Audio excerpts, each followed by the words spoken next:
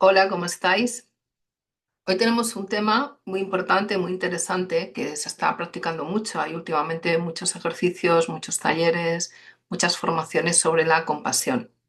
Lo importante que es mantener una actitud compasiva en el proceso terapéutico, no solamente en el proceso terapéutico, sino incluso en nuestra vida cotidiana, ¿no?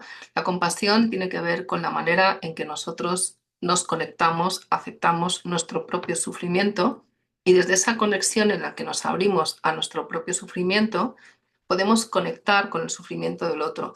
Y no solamente conectar con ese sufrimiento, eso tendría que ver más con la empatía, sino que además de conectar con el sufrimiento del otro, somos conscientes del impacto que puede tener estas heridas emocionales, estos traumas, estas sensaciones o este sufrimiento cotidiano y nos ponemos en acción. Pasamos en la acción para poder ayudar, acompañar a, de alguna manera, dar recursos, situaciones, acompañar en situaciones, dar herramientas, técnicas, acompañar a que esas tendencias que generan ese sufrimiento en las otras personas y en nosotros mismos vayan poco a poco disolviéndose, vayan diluyéndose y se vayan transformando en tendencias o en emociones más positivas que de alguna manera contrarresten nuestro propio dolor y nuestro propio sufrimiento. Este es un tema apasionante, muy extenso y hay una parte importante que es que la compasión está avalada también por la neurociencia. La neurociencia nos dice que hay áreas del cerebro que se transforman cuando nosotros cultivamos la compasión. Y de eso es lo que vamos a hablaros hoy.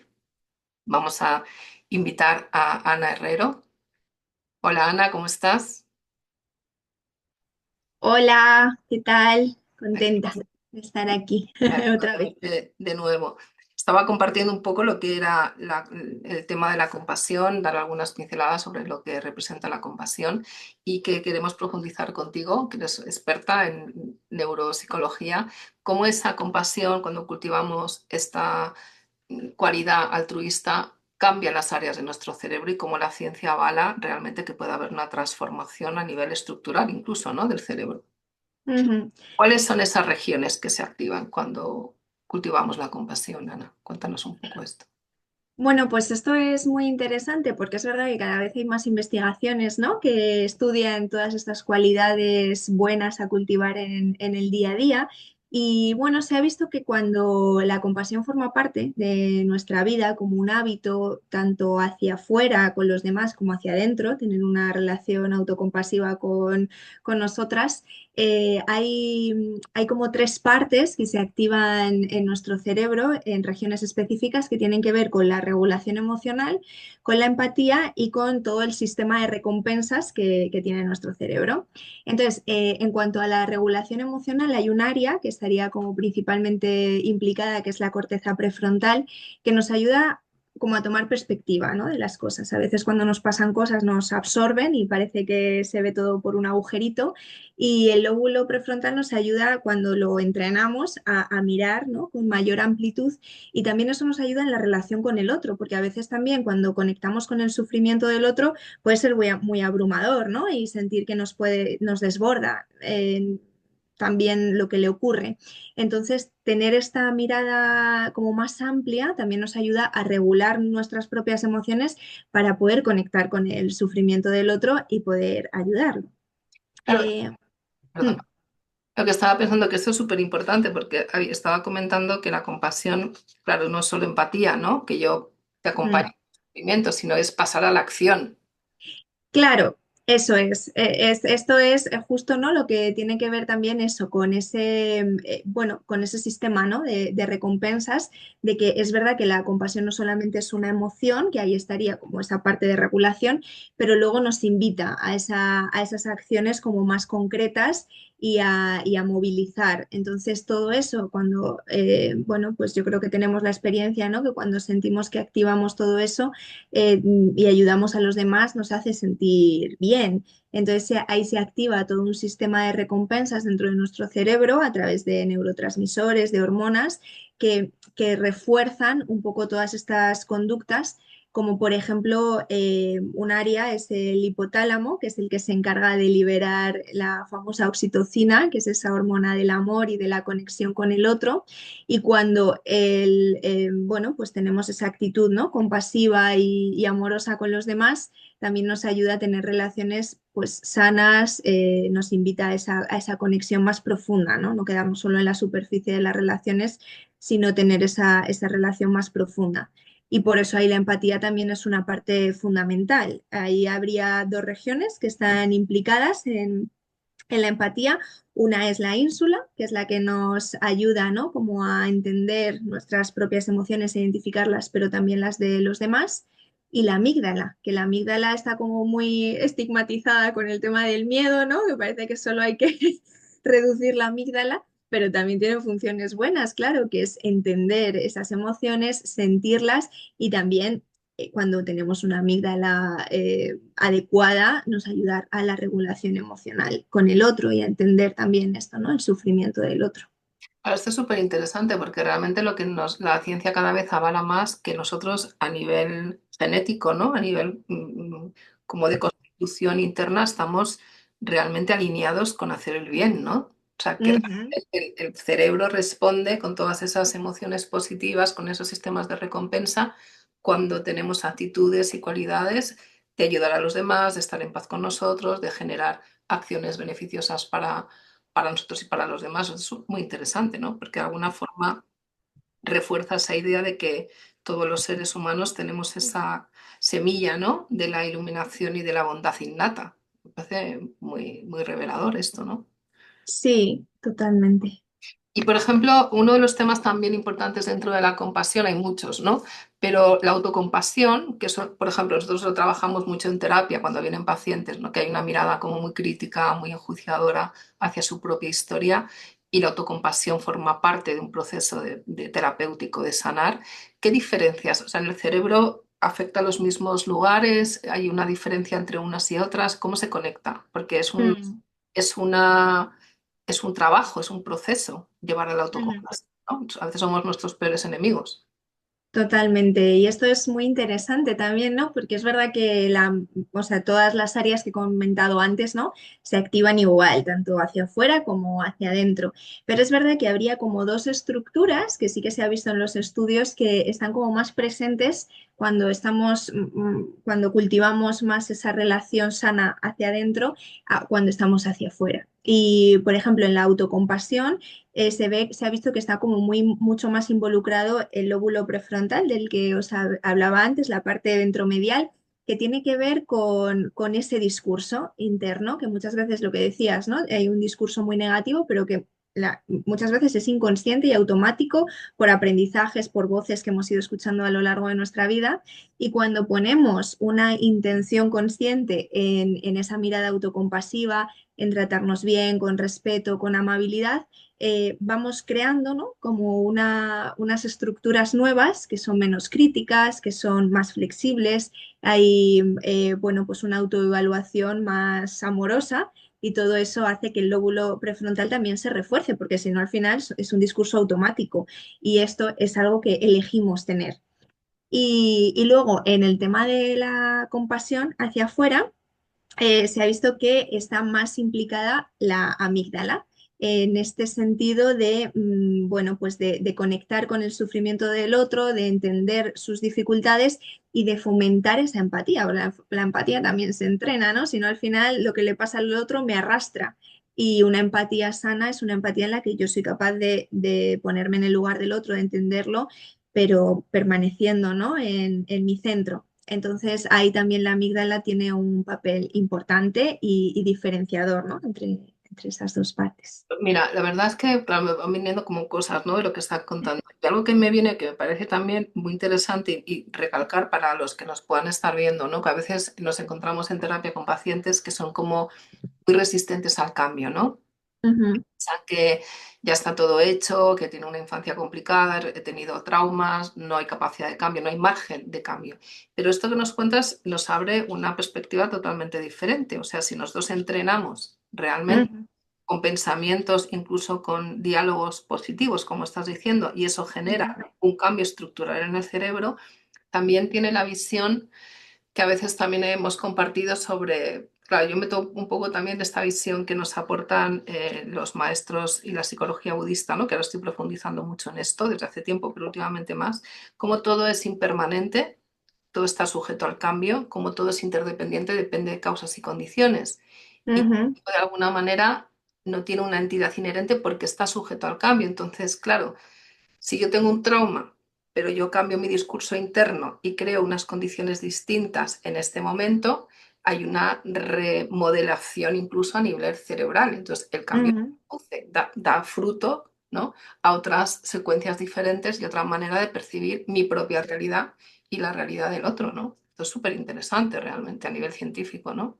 Totalmente, sí, esto es, yo creo que también el gran aval que tenemos, ¿no? Que está muy demostrado que todo en el cerebro es plástico, entonces nuestro cerebro está hecho para adaptarse a lo que tiene sentido en cada momento.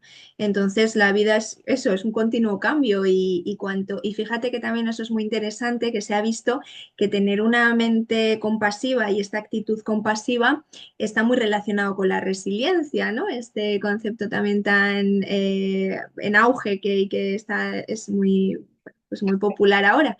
Y esto sí que se ha visto, que cuando, bueno, pues tenemos, hay partes del cerebro que facilitan esta adaptación al cambio, a los momentos difíciles y como que nos recuperamos más rápido cuando estas cualidades están presentes, que si no, al Claro. final nos enredamos ahí en todo lo negativo. Y... Sí, y has nombrado también algo importante que también hay que tener en cuenta, que no es cuando yo tengo un diálogo interno conmigo más positivo, más amoroso, más amable, que no es algo, no tiene que ser algo mecánico, sino que tiene que ser algo consciente, ¿no? Porque si es Ujú, mecánico, el cerebro no lo integra, ¿no? De alguna manera.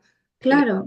ser un cambio consciente, ¿no? Entiendo. Ujú, eso es, sí. Y de elección, de a lo mejor he ido toda la vida por ese lado, pero sé hacia dónde me lleva y ahora el poder elegir, ¿no? Que claro, no es fácil, pero claro que es posible construir nuevas conexiones, nuevas redes que nos lleven a otros lugares más. Claro. Esto es importante lo que dices, porque yo también me encuentro a veces en terapia, ¿no? De personas que me dicen, cuando hay una historia traumática, ¿no? Entonces les lleva a tomar una serie de decisiones, ¿no? Entonces en terapia se va, bueno, pues cambiar la manera de afrontar una situación determinada. Entonces es como, no, no, yo no puedo elegir, yo no estoy eligiendo, es como, no, tú no has elegido, pero ahora sí puedes elegir, ¿no? Entonces es como a veces no nos creemos o no nos otorgamos el permiso y el poder de poder elegir y realmente el cerebro está preparado para Ujú. ese cambio y esa transformación.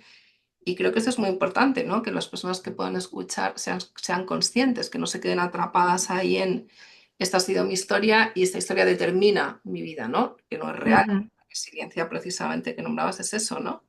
Una infancia ujú. no determina mi vida ni mi destino. Exacto, eso Claro. es. ¿Y cómo nos influye todo esto? Aunque ya lo estamos hablando, pero según tu visión del cerebro, ¿cómo influye también? ¿Cómo se prepara como para favorecer una salud mental? ¿O cómo Ujú. podemos entrenar esto, ¿no? ¿De qué manera, qué claves nos puedes dar como recursos? Claro, bueno, pues esto, fíjate igual, ¿no? Volvemos a los estudios, que cada vez hay más, y se ha visto tanto en estudios de neurociencia como de psicología el impacto que tiene cultivar esas cualidades, que ya lo hemos ido hablando, ¿no? Pero eso a nivel traumático, pero además en el tema de todo el estrés, la ansiedad, la depresión, claro, si yo cambio esa relación conmigo misma y en vez de un discurso machacón, exigente, autodestructivo, tengo un discurso amable, comprensivo, respetuoso con lo que me pasa, pues muchos síntomas depresivos se van transformando, ¿no? Porque la depresión tiene ese componente añadido de todo negativo y entonces eso se va, sí que se ha visto, ¿no? Que se va transformando y que se puede ir, bueno, pues reconduciendo hacia un lugar distinto. Y con la ansiedad es igual, hay estructuras, ¿no? Que de nuestro cerebro que a veces igual, pues hay partes de nuestro cerebro que igual que generan la oxitocina, pues generan el cortisol, que es el estrés y la ansiedad. Y hay veces que nuestro cerebro está, bueno, nuestro cuerpo está intoxicado de estas sustancias y en la medida en la que yo voy depurando este cortisol y voy abriendo espacio pues a otros neurotransmisores y hormonas que me conectan con la calma, con el bienestar, también me voy autorregulando. Entonces, todo esto facilita esa salud mental, lo que hablábamos antes, ¿no? De la oxitocina que nos lleva a la conexión con los demás. Eso es una fuente de salud siempre, ¿no? El estar en relación con el otro, en tener buenas habilidades sociales, pues nos ayuda a tener, a ir creando, ¿no? Como eso, ese pozo de calma, de tranquilidad, de buenos hábitos. Claro, esto es importante porque también es como lo que decimos, ¿no? Que la mente está como está preparada para orientarse al bien, ¿no? Entonces es más Mm, fácil, aunque haya situaciones complicadas o negativas que nos arrastran, pero si mm, hacemos cambio, el cerebro va a responder fácilmente mm, a esto, ¿no? Y de alguna manera se puede reforzar. Y algunas recomendaciones así que tú nos puedas dar concretas, por ejemplo, lo de los diálogos internos para que las personas que nos escuchen puedan decir, bueno, pues voy a entrenarme de alguna mm. manera con algunos, no sé, pues ser compasiva en algún momento de mi día a día, tener algún discurso interno de amabilidad o ser capaz de transformar esos diálogos críticos en amables. ¿Qué otros recursos Mm. que puedas ofrecernos? Bueno, pues hay muchos, ¿no? Pero, por ejemplo, la meditación es algo también Maravilloso. fundamental, ¿no? Para cultivar esta autocompasión. Hay muchas meditaciones que tienen ese foco.